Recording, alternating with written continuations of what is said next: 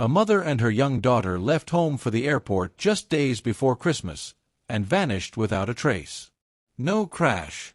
No goodbye. For decades, police assumed they chose to disappear, until a buried car exposed a truth so disturbing it pointed back to the one person who never searched for them. And that's when everything unraveled.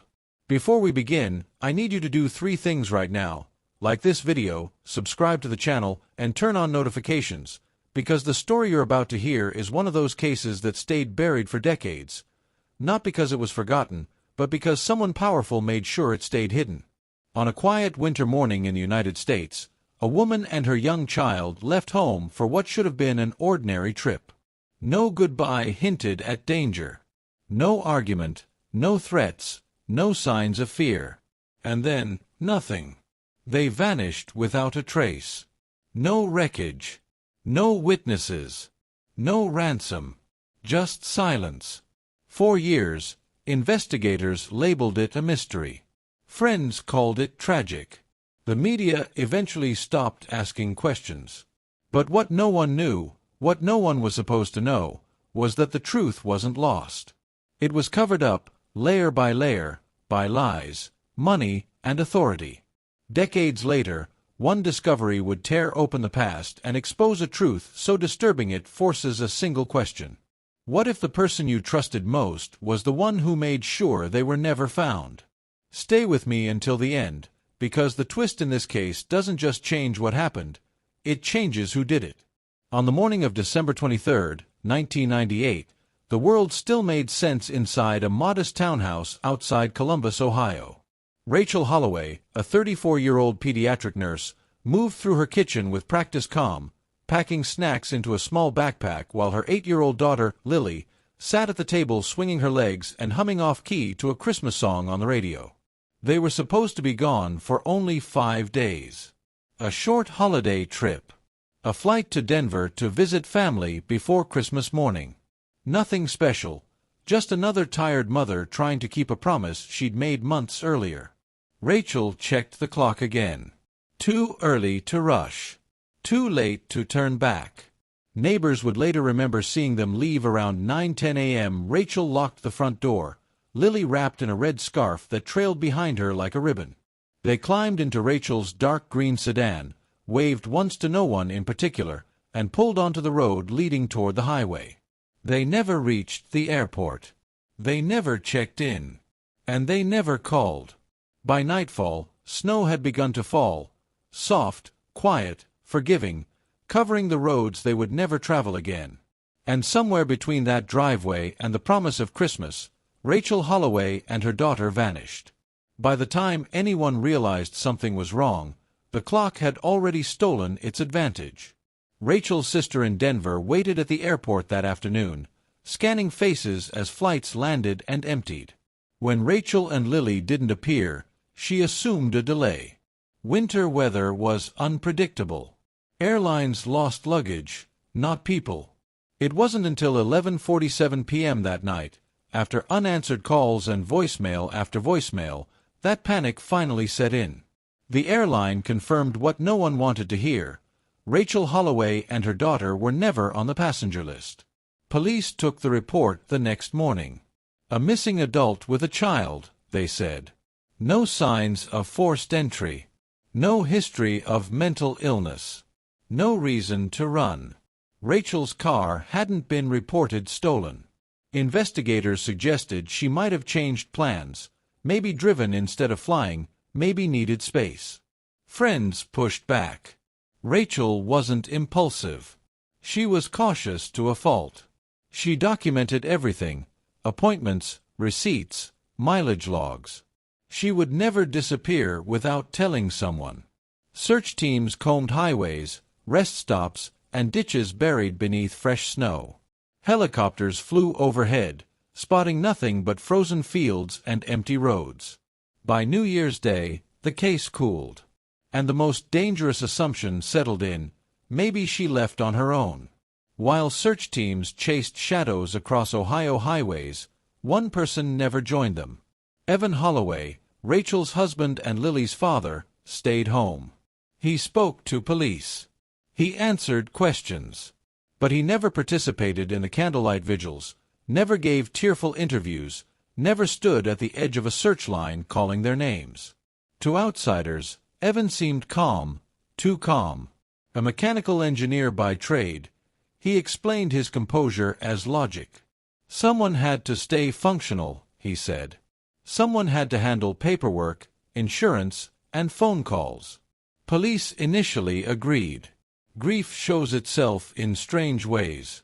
But neighbors noticed details that didn't sit right. Evan replaced the locks on the townhouse less than a week after Rachel vanished. He donated Lily's clothes before the snow melted. And when reporters asked if he believed his wife was still alive, he paused, then said, "Statistically, no." Investigators logged the comments but found no evidence tying Evan to the disappearance. He had an alibi, at work all morning. Security footage confirmed it. No history of violence. No affairs. No financial motive. So the case drifted. Years passed. Leads dried up. Files were boxed. And Evan Holloway quietly rebuilt a life that no longer included the wife and daughter he never searched for. 22 years later, the case should have stayed frozen in old filing cabinets. But in March of 2021, progress arrived by accident. A construction crew clearing land outside Zanesville, Ohio, began excavating a wooded lot once owned by the state. The plan was simple: prepare the site for a new distribution center. By midday, an excavator struck something solid, metal, hollow, unmistakable. At first, workers assumed it was scrap. An abandoned vehicle, maybe stolen and dumped decades earlier. But when the dirt was pulled back, a car roof emerged, crushed, rusted, and deliberately buried nearly 9 feet underground. Police were called. Then state investigators. Then forensic teams. The vehicle was identified within hours. A dark green sedan, VIN matching Rachel Holloway's car, last seen the morning she disappeared. Inside the trunk, investigators found luggage, a child's pink sneaker, and 2 sets of skeletal remains tangled together. Rachel and Lily had never left Ohio. The medical examiner's findings turned grief into horror. Rachel had suffered fatal blunt force trauma. Lily had not. Evidence suggested the child survived for days after her mother died. Someone hadn't just killed them. Someone had taken their time. Forensic science had evolved in the decades since Rachel and Lily vanished, but the evidence hadn't disappeared. In fact, the way the car was buried preserved more than investigators ever expected. Cold soil, compacted clay, and lack of oxygen slowed decomposition, turning the vehicle into a sealed time capsule of violence. Inside the trunk, analysts found fibers embedded beneath Rachel's fingernails, industrial-grade nylon, commonly used in cargo straps. On Lily's clothing, they discovered traces of a mild sedative, one often prescribed in the late 1990s for anxiety and sleep disorders. But the most unsettling detail came from the burial itself. The hole had been dug cleanly, evenly, with no signs of panic or haste. Whoever buried the car knew how to use heavy equipment. This wasn't a crime of emotion, it was logistical. Planned. Executed with precision. Investigators revisited old assumptions. Rachel had not been carjacked randomly. She hadn't gotten lost. She'd been redirected, possibly lured somewhere she trusted.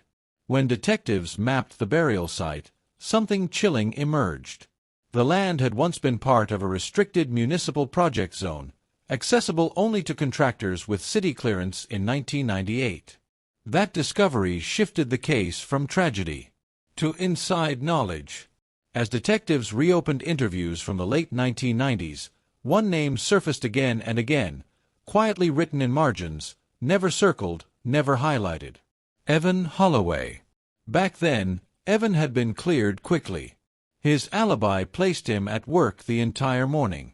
His co-workers confirmed it. Security logs backed it up. End of story, or so it seemed.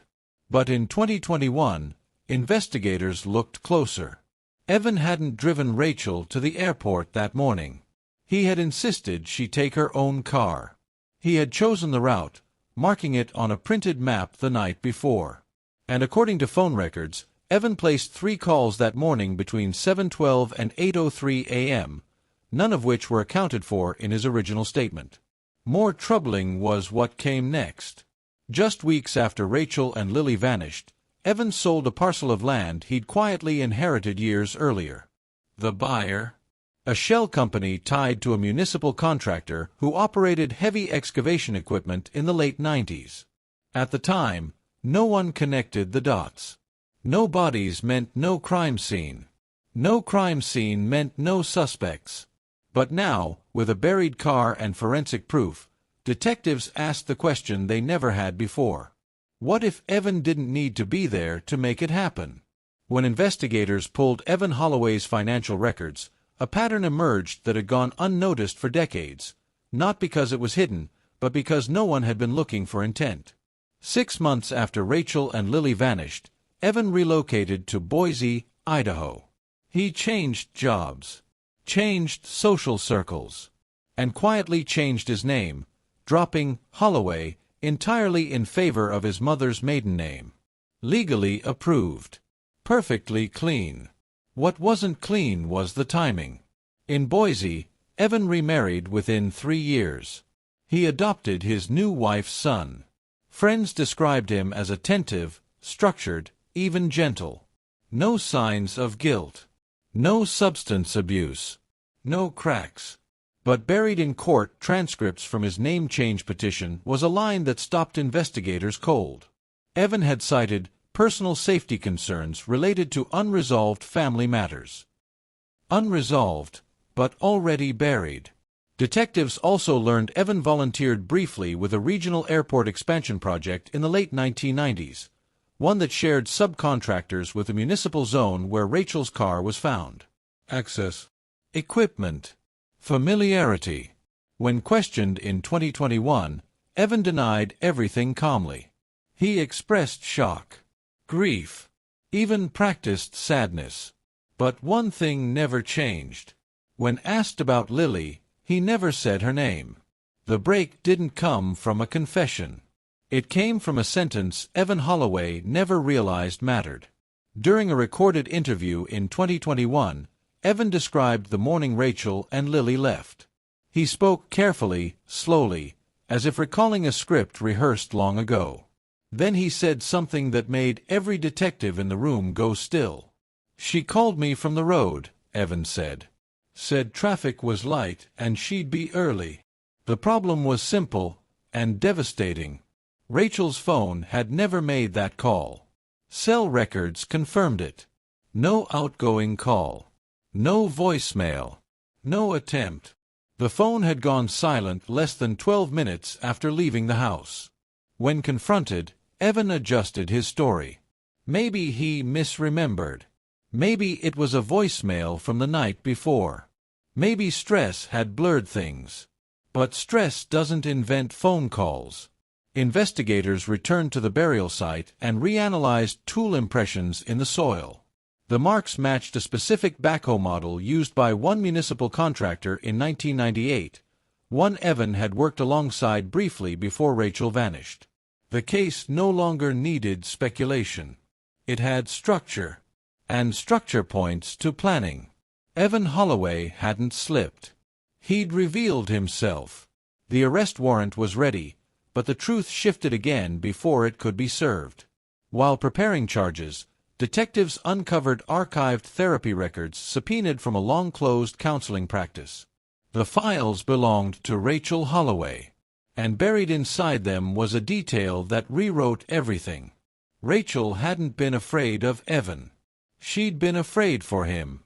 Months before disappearing, Rachel had documented concerns about Evan's mental health, obsessive behavior, emotional detachment, and one entry that chilled investigators to the bone.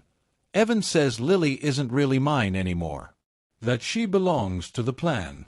The final piece came from DNA recovered beneath Rachel's fingernails. It didn't belong to Evan. It belonged to a woman, someone who had helped restrain her. Evan hadn't acted alone.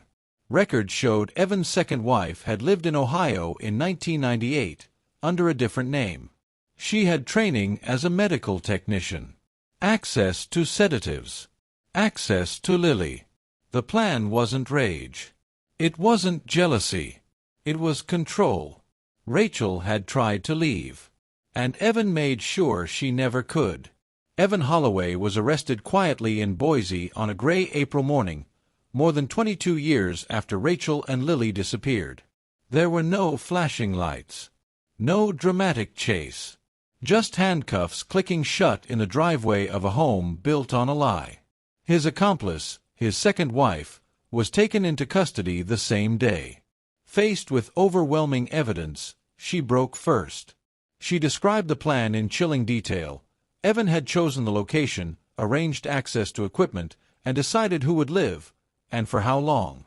Lily had been kept alive not out of mercy, but leverage, until she became inconvenient.